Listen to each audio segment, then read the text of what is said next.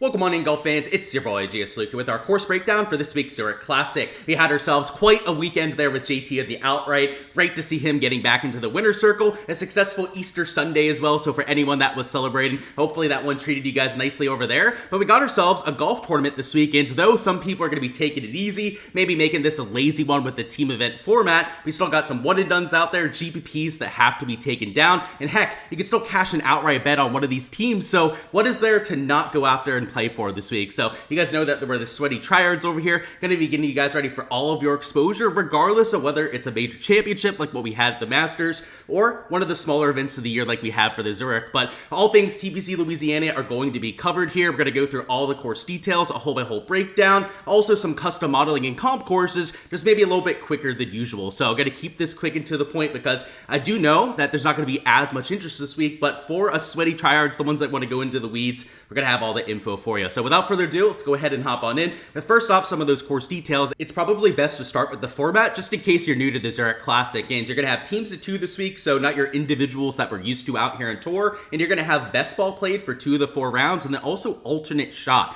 played for 2 of the 4 rounds. Best ball is where you take the best score for your pairing out there for every hole. So if somebody makes a birdie, somebody makes a par, you're going to be taking that birdie. And then with the other format, alternate shot, it is exactly what it sounds like. One guy's going to hit your tee shot, the next player is going to hit the second, so on and so forth until the ball gets into the hole. So that alternate shot format, as you'd imagine, would be much more difficult than what you have there with best ball, where best ball, you can see things into the mid 50s in terms of your scores, especially if the weather conditions are going to cooperate. So a much different test than what we have out here, which kind of throws off people's processes, right? It's hard to break down this sort of scoring when we're used to stroke play out there, but it is not impossible, and that's what we're going to aim to help you with here in this video. So what we're going to start with are some of the course details over here, which these averages are from back in 2016, which is the last time that this was a stroke play event. So they did used to play a stroke play event here at TPC Louisiana, but they haven't done it for nearly 10 years. So these averages could be a little bit different for what we actually see this week, but you'll see that the fairways are relatively easy to hit. They are wide around most of these TPC courses.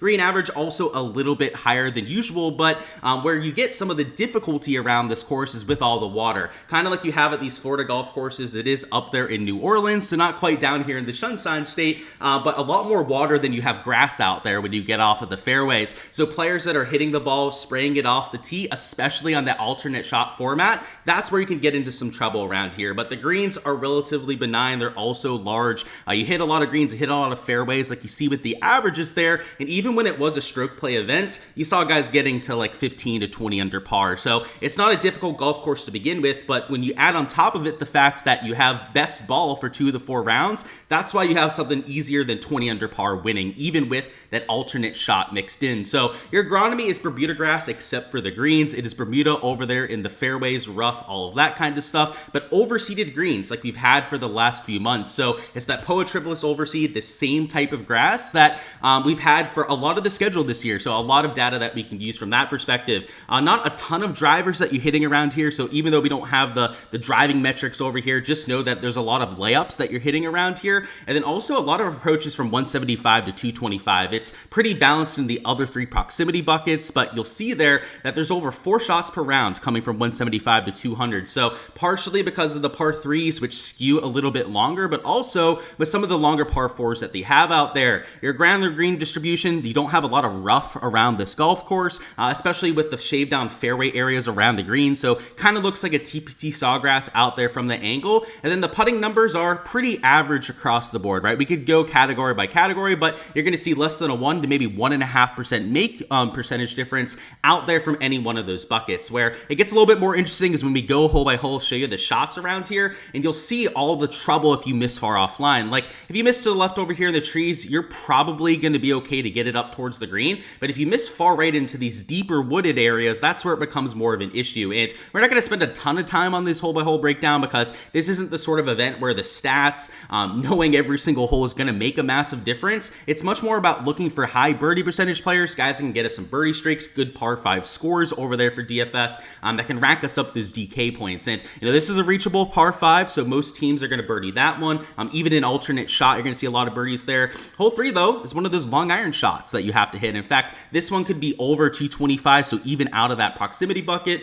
4 is 482, so one of those longer par 4s. This is where the tee shots could catch you, and really the main format where it comes into play would be alternate shot, just because, you know, if it is in best ball, you hit one in the water, your other teammate is going to make sure they don't go out there and do so. The other format, though, you get no mulligans out there for alternate shot. Hole 5 is 438, so a shorter par 4. This is one of the more scoreable holes out there. Another one where you're laying up off the tee, not a ton of upside to bang a driver down there, so that's why we're more so looking for accuracy guys than distance guys off the tee. You do have some longer par 4s, though, right, like this one, where it's nearly 500 yards and you have water down the left. Having accuracy is going to be useful, especially on these sort of holes, but if you're a long bomber and you could just bang it out here to the right side, that could be a strategy out there as well. So you have hole 7 here, 559, reachable par 5 for the entire field, right? Even if you're one of the shorter teams, you're going to get there in 2. Hole 8 is 378, so another shorter par 4. Another layup, like there's no reason to hit a driver here, put it like 40, 50 yards in front of the green. That chip shot might be more difficult to tucked pin locations than this full wedge shot a little bit further back. And hole 9 is your next par 3. Water down the left, a relatively long iron shot. And you're kind of getting the sense for this golf course now. You've got some scoreable looks like you have with these shorter par 4s. Par 5s are going to be a nuke fest. That's why par 5 scoring is going to be something that we're looking at later. But some harder holes in there too, and especially the ones with the water down either side. So this is another reachable par 5, maybe a little longer than the first few, but still very scoreable for these tour pros. 490 out here with this next par 4. One of the more difficult holes that you have out there. Hole 13 is 400, so one of those, you know, pitch and putt par 4s that you have around here. Hole 14 is 221, so a longer par 3. This is one of the more difficult holes that you have around this golf course. 15 is one of the longest par 4s, so a pretty tough stretch there between 14 and 15. This one is, in my opinion, the easiest green that you have out there. It is a very large target, but you're also hitting a 200 plus yard iron shot in most cases. 16 is one of the shorter par 4s.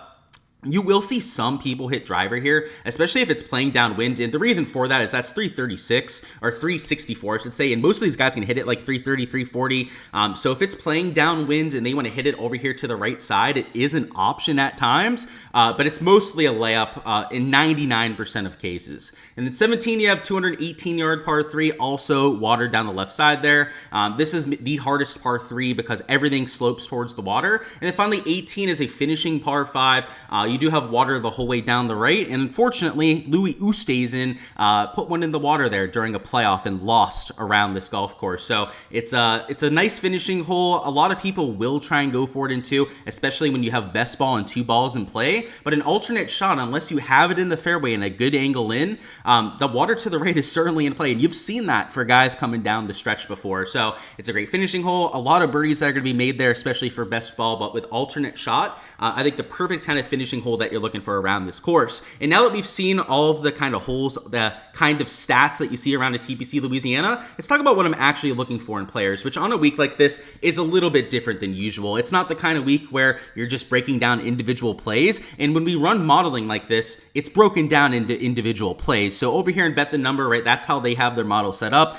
Doing it in the teams just for 1 week a year wouldn't make sense. I will say, though, is that there are ways to combine your modeling to go out there and run it as a team basis. And that's what I do out there in my process, is I pair up all the teams out there on my spreadsheet, I average their shots gain metrics out there per team, and then I run modeling based on that. Now, is that perfect? Absolutely not, right? It's just my best guess or my best attempt at going out there and trying to solve this puzzle, but I still run modeling out there for this week. So I run it based on individual players and versus the teams. So when I'm going through my projections, my spreadsheet, going through the guys that I'm trying to take out there in DFS and betting, those sort of players that are popping individually and as a team are the guys that I'm going out there and trying to play the most. So let's talk about some of the shots gained metrics. So you want to be looking at the core 4 at almost every single event, but because this event is so much different than usual, I'm only looking at it for like half of my modeling. Like normally it'd be like 60, 75, maybe even 80% of my modeling would be these core 4 categories. And we'd have like a few other smaller ones to kind of mix in there as niche categories.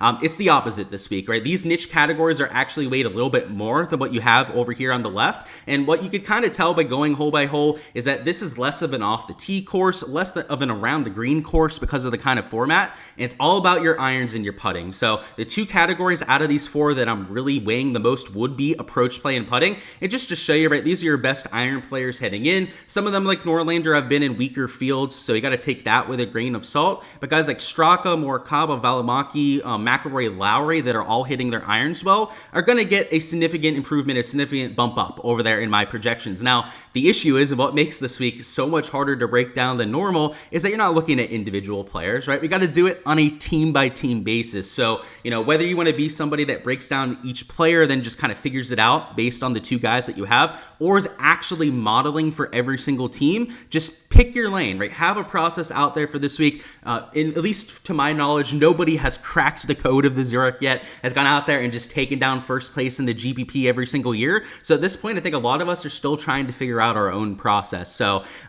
if you have a hot take this week, if you have a way that you want to lean out there with what you're doing, then by all means lean into it, right? There's no right answer on a week like this. The main categories that I'm looking at, though, would be things like birdie or better percentage, par 5 scoring, and then we'll talk about this overseeded putting too. So with birdie or better percentage, we need guys that have the firepower to light it up on best ball. And because you have two guys in play, you don't have as much bogey risk in that kind of format. We just need guys with firepower to go out there and make 8 or 9 birdies. And ideally, right, we want our guy to make 8, 9 birdies. And then on the holes where he was making pars, we want the partner to go out there and ham and egg it, go out there and make 5 or 6 birdies himself. So these guys towards the top end of the board are actually getting the biggest bump out of anyone this week. In fact, we have it sorted by birdie or better percentage over here. Look at the left category, right? With the exception of like Cam Davis, Hoey, maybe Trace Crow there in 34th, a lot of them are up there in that top 15, top 20. So it is, as you can tell, the thing that I'm incorporating the most for this week, and it makes perfect sense at a golf tournament like this. So the guys towards the top going to get a significant bump. You can see guys like Keith Mitchell towards the top over there, Bud Colley, Jacob Bridgman, Jake Knapp kind of sticking out, Nicholas Norgard Moeller, Bomber over there from the TPC World Tour could also be an option out for there for this event. But also these par 5 scoring guys, the guys that can take on those shorter par 5s, maybe even mix in an eagle or two. That's a good way to get towards the top. And you can see over there Davis Riley, who's won this event before, is one of the top par 5 scorers. So these kind of guys also give you a lot of birdie or better firepower. Like for example, McIlroy, Norgard that were towards the top of the birdie list are also towards the top of the par 5 scoring list. So if ideally we want guys that fit both categories, but if they check one and then maybe they're like average in the other, that's not all the worst either. Like for example, Victor Perez, an above average birdie maker, but not quite into the elite 25-26% category, but one of the best par 5 scorers. Like that's the kind of player that's going to get a significant bump in my modeling. And when you can find teams of aggressive players, so for example, two guys that have like over a 23% birdie rate, then those could be the kind of groups that I go out there and bet for an outright. And then the last thing we have over here would be the overseeded putting. As you mentioned earlier, it is that Poet Frivolous overseed around this golf course. So if you want to take a look at some extra putting stats, which I mentioned, approach play, putting, your two most important categories around here. Also with approach play, there's a good chance I throw in that 175 to 225 range a little bit more than usual. As you may remember, right, that was the one that was utilized a little bit more than all the other categories. But overseeded putting would be the way to look at putting stats a little bit more. You've got that type of surface. Making a lot of birdies comes down to getting the ball into the hole. So the guys that have that familiarity on this type of grass could be worth a few extra looks. And you can see McIlroy up there towards the top. It's hard for him not to be number one in categories with how well that he's been playing, but maybe that's a reason why they won this event last year. Him and Lowry was because of how well McIlroy was putting, but all these other guys towards the top end of this category also going to get a bump. And out of all these different categories that we're looking at, if we could find dark green in like 3 or even 4 of those 7 categories, those are going to be the guys that I like the most. And because it is on a team by team basis, if we can find a team of 2 guys, right, that have 3 or 4 of those dark green categories, then those are going to be the kind of players that I'm actively looking to get to, or those teams that I'm actively looking to get to. And the last few things we'll go through would be some comp courses, which this is tough because of the format change, but short tracks that really prioritize that accuracy and maybe that putting would be ones like the Bermuda Championship. So that was where Rafael Campos ended up winning. Some shorter guys, positional players that were towards the top of that leaderboard this year. You could look at TPC Southwind. So that is the home of one of the playoff events. A little bit of a stronger field than what we'd like to see, but it is more of an accuracy course off the tee. And then also PJ National. So the home of the Cognizant Classic. That is, of course, where Joe Highsmith won this year. You can see not a lot of bombers bombers towards the top end of that leaderboard, like maybe McGreevy would be the one that you see up there. A lot of birdie percentage players and guys that are just keeping themselves in play. So these comp courses would be a little bit better out there for alternate shot, in my opinion, right? Trying to find guys that aren't going to blow up with some of those tee shots. Whereas the custom modeling, specifically with these 3 categories to the right, are where you're looking for some of your best ball players. And, you know, I think finding the fine balance of trying to find the best ball guys and some of the guys that are better over there in alternate shot is how you can find your top plays for this week. But as I've already mentioned a few times now already, right, there's no secret code. There's no one that's completely cracked this team format quite yet, at least to my knowledge. Hey, if you have, let me know, right? I'll take any sort of advice that you guys have when it comes to that. But this is what I'm doing for this week to give you guys some perspective onto maybe things to incorporate into your own process. Alrighty, guys, that is all I've got for the course breakdown this week. Go ahead, smash that like button if you guys haven't already, and also subscribe to the channel so you don't miss any of the content to come. Riding off that hot outright with JT, we're going to try and run it back out there this week. We're going to have our betting and DFS preview dropping on a little bit later on this evening, so make sure you subscribe so you guys don't miss that when it drops. And we're going to have some outright bets, some DFS plays, both with our core and value plays over there. And yeah, some channels probably not going to have their full content this week. Not going to be the case over here on my channel. We're going to have you completely covered with all the content that you guys have for this week, whether it's for DFS, betting, or on the prop side and underdog and prize picks. If we're getting boards over there, whether it's over here for this team event or over there overseas for the DP World Tour, we're going to have you covered for all of that as well. So I'm looking forward to it. Should be an absolute epic week. Go ahead and comment down below, by the way, your winning score for this week. And keep in mind, it's the different format. So you're going to have to take it super deep to go out there and win. And if you guys get the exact winning score, you will win a free month access to my Patreon page. So go ahead, claim your player before anyone else does, or your score, I should say, because as soon as a score is taken once, it cannot be taken again. But that's all I've got, guys. Hopefully you guys feel a little bit more prepared for this week. I know it's a tough one where it maybe makes us a little bit uncomfortable because it's different than most of these tournaments, but it's not that overwhelming, right? You've got 2 players to look at. It may take you twice as long to go out there and break down a play, but look at each player individually, look at the teams as a whole. I think looking at both aspects is the way to go out there and do it, and you can still find some of your top plays of the week. So best of luck out there, guys. I hope to see you towards the top end of those GPPs. Let's try and cash another outright this week, and I'll see you guys a little bit later on for that preview.